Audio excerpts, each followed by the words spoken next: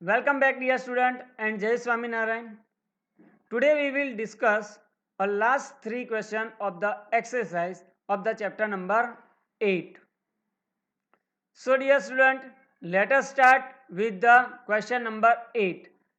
Question number 8. The speed time graph for a car is shown in the figure. Dear student, figure is given to you. A speed time graph for the car is given in this figure.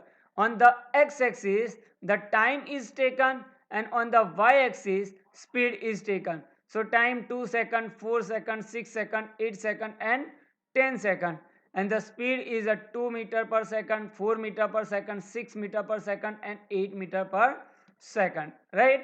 Now what we want to calculate, find the how far does the car travel in a first 4 second. Shade the area on the graph that represent the distance traveled by the car during this period. Here from this graph, speed time graph, we require to calculate the distance traveled by the car in a first 4 second and shade the area on the graph on a first 4 second. So here we said 0 to 4 second, we shade the area like this by a blue color. So that this much area is equal to the distance traveled by the car in a first 4 second.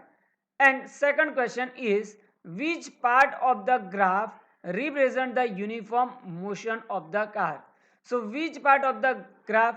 So when the speed time graph is a straight line parallel to the time axis, right, the car is moving with the uniform motion. So in this portion, dear students, see that in this portion between 6 second to 10 second, the graph is a straight line parallel to the time axis, right? So during 6 second to 10 second, the car moving with the uniform motion, right? So now what is the answer of the first question? So how we calculate the answer of the first question? So distance traveled by the car from the speed time graph. How we calculate the distance traveled by the graph? The area under the time axis give us the distance traveled by the car. So how we calculate this area, right? So first of all, the distance traveled by the car in a 4 second, right? So we shade the area by a blue color up to the 4 second, right? The area under the slope of the speed time graph give us the distance traveled by the object. So in the graph, we need to calculate the area, right? So area of this much portion. So how we calculate the area of this shaded portion? So here calculate in the shaded portion how many squares are there. So in the shaded portion there are 56 full squares are there and 12 half squares are there, right? So the total number of square, it is equal to 56 plus 12 divided by 2, that is equal to 62 squares. So dear student, here in the shaded area the full square 56 full squares are there. So count this number of squares in the shaded area. So here 56 full squares are there and 12 half squares comes under the area for a time of 4 seconds. So the total number of square 56 full square plus half square 12 divided by 2, we get the 62 squares, right? Now what is the area of the one square, right? So how we calculate the area of the one small square? So here dear student, from 0 to 2 second, the total number of square we calculate, right? From 0 to 2 second we calculate the total number of squares, and from 0 to 2 meter per second we calculate the total number of squares. So in the 2 second there are 5 squares are there, right? So calculate here in a 0 to 2 second there are 5 squares are there. So the one for a 1 square we get the 2 divided by 5 second. So for a 1 small square we get on the time axis 2 divided by 5 second. Now in the y axis, right, in the speed axis there are 3 squares of a 2 meter per second. So in a 2 meter per second there are 3 squares. So for a 1 square we get the 2 by 3 meter per second. So the area of 1 square, it is equal to, on the x axis 2 by 5 second multiply by on the y axis 2 by 3 meter per second. So the area of one small square is 4 by 15 meter, right? So distance, if the one square is covered by the area, the distance traveled by the object is 4 by 15 meter. So here there are 62 squares are covered in a 4 second. So the total area covered by the speed time graph is equal to 4 divided by 15, that is the area of 1 square, multiply by 62, we get the answer 248 divided by 15 is equal to 16.53 meter. So dear student, the distance traveled by the car in a first 4 seconds, that is the area of speed time graph covered by on the time axis, and it is equal to the 16.53 meter. So the car travels 16.53 meter in a first 4 second, right? So now what is the question number 2?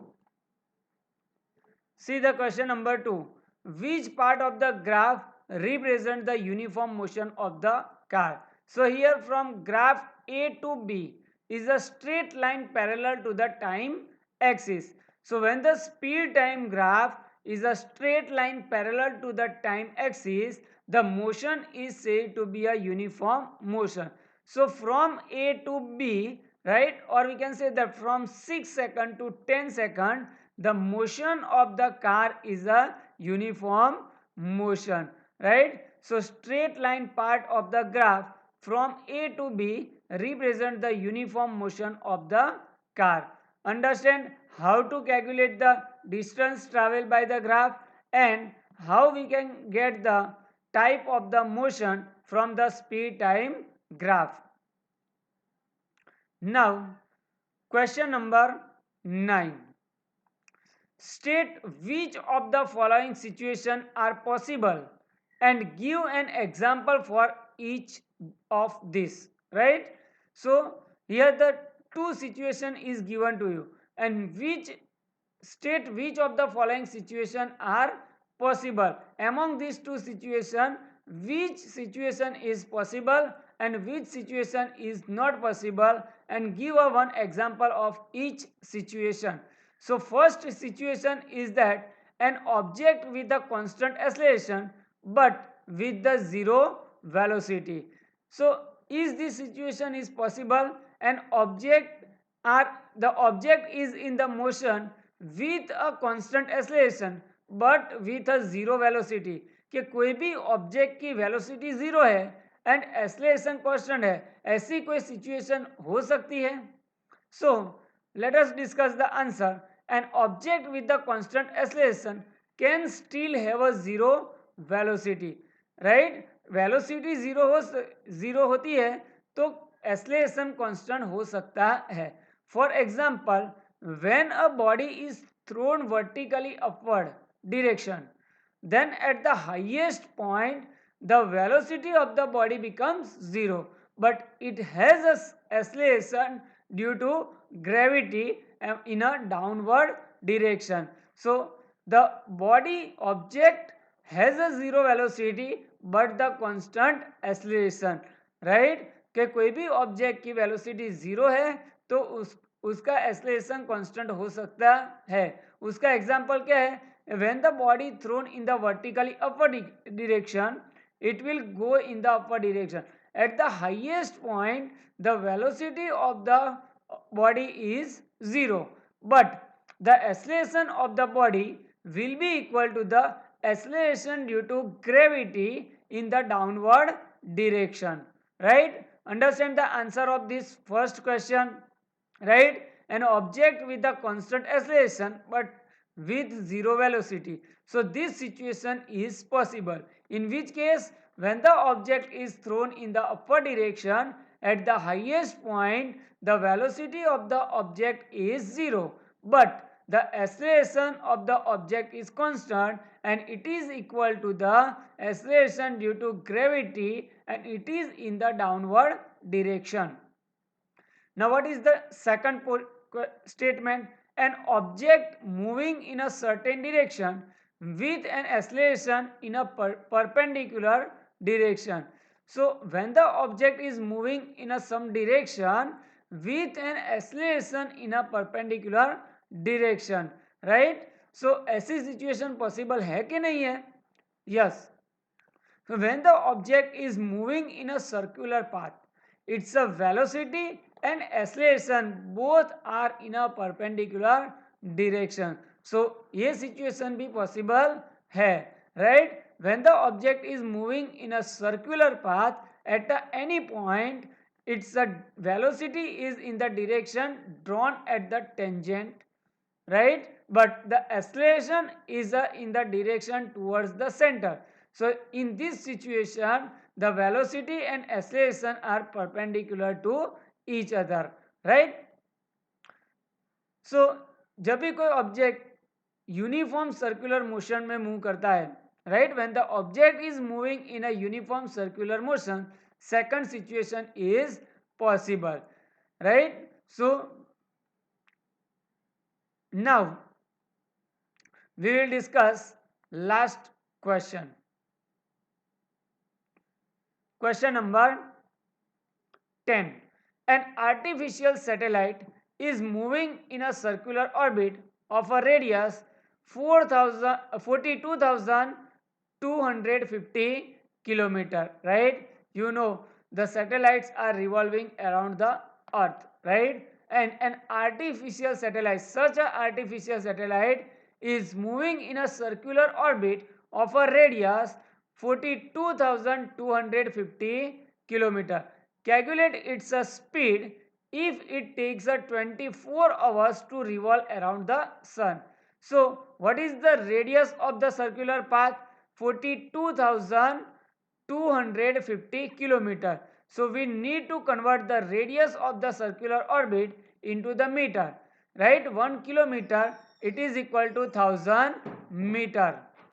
So the radius of the circular orbit r is equal to 42,250 multiplied by 1000 meter, and time taken to revolve around the earth, right, is a 24 hour.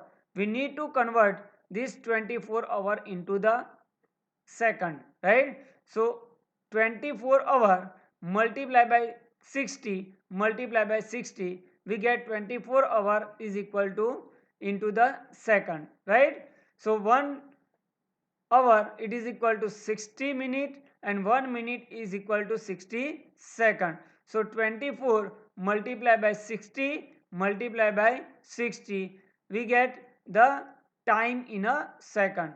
So now first, speed of the satellite. So what is the formula of the speed? Speed it is equal to distance divided by time, right? So distance traveled by the satellite in a one complete revolution is a circumference of the circular orbit. So distance covered by the satellite is equal to circumference of the circular orbit, and it is equal to 2 pi r, where value of pi we take a 22 by 7 and time t. So the speed of the satellite v is equal to distance 2 pi r divided by time t. So if we put the values, right, 2, value of the pi is 22 by 7 multiplied by value of r is 42,250 multiplied by 1000 divided by time t is a 24 multiplied by 60 multiplied by 60. If we calculate this, we get the answer 3073.74 meter per second. So the speed of the satellite around the earth is approximately 3000 meter per second. That it covers the distance 3000 meter, that is a 3 kilometer distance in a 1 second. So dear student, understand this all the question answer given in the exercise.